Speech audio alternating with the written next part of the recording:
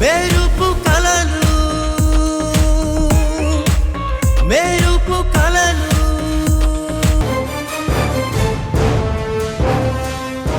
ఎక్కడికి వెళ్ళింది తను? మధ్యాహ్నం వెళ్ళిన ఆవిడ మళ్ళీ ఆఫీస్కి రాకుండా, ఇంత టైం అయినా ఇంటికి రాకుండా ఎక్కడికి వెళ్ళిపోయింది?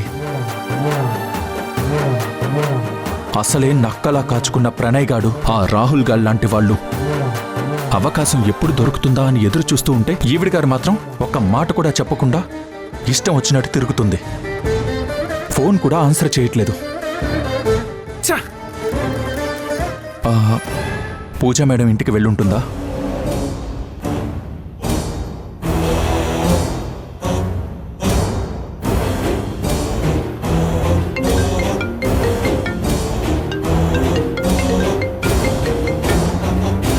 ఈ టైంలో వాసు కాల్ చేస్తున్నాడేంటి? హలో వాసు. మేడం మేడం నేను వాసుని. వసంతని మేడం. చెప్పు వాసు. అదే మేడం, తను ఇంకా ఇంటికి రాలేదు. మీ దగ్గరికి ఏమైనా వచ్చిందేమో అని కాల్ చేశాను. తను అంటే నిత్యానా? చిచి కాదు మేడం. తను అంటే తను మేడం. అర్థమైంది, సంయుక్తనే కదా? అవును మేడం. సంయుక్త నా దగ్గరికి రాలేదు. అయినా ఇప్పటి వరకు ఇంటికి రాకపోవడం ఏంటి? నువ్వు కాల్ చేయలేకపోయావా?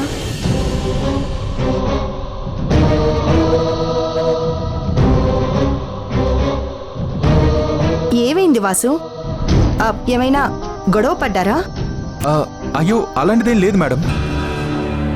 తనెందుకో నా ఫోన్ లిఫ్ట్ చేయడం లేదు. సరే నువ్వు లైన్లో ఉండు, నేను తనకు కాల్ చేస్తాను. మేడం మేడం తప్పుగా అనుకోకండి. తను లిఫ్ట్ చేస్తే కాన్ఫరెన్స్ పెడతారా? నేనేం మాట్లాడను. మాట్లాడకపోతే కాన్ఫరెన్స్ ఎందుకు? తను నాతో మాట్లాడాలనుకుంటే నా ఫోన్ లిఫ్ట్ చేసేది మేడం. నా ఫోన్ తీయడం లేదంటే నాతో మాట్లాడకూడదు అనుకుంటుందేమో.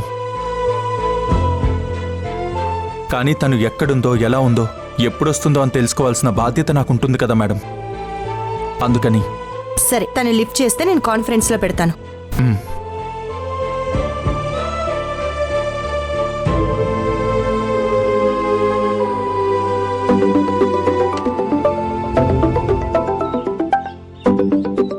పూజ మేడం కాల్ చేస్తున్నారేంటి?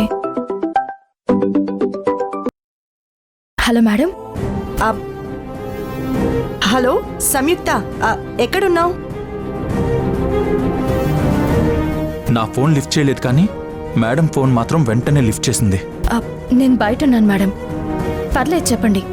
ఏం లేదు, ఇంట్లో ఉన్నావేమో, మా ఇంటికి వస్తావేమో అని కాల్ చేశాను. లేదు మేడం, నేను బయట ఉన్నాను. ఏమైనా అర్జెంటా మేడం? అర్జెంట్ ఏం లేదు, ఊరికే. నీకు ఇంటికి వెళ్ళడానికి ఎంత టైం పడుతుంది?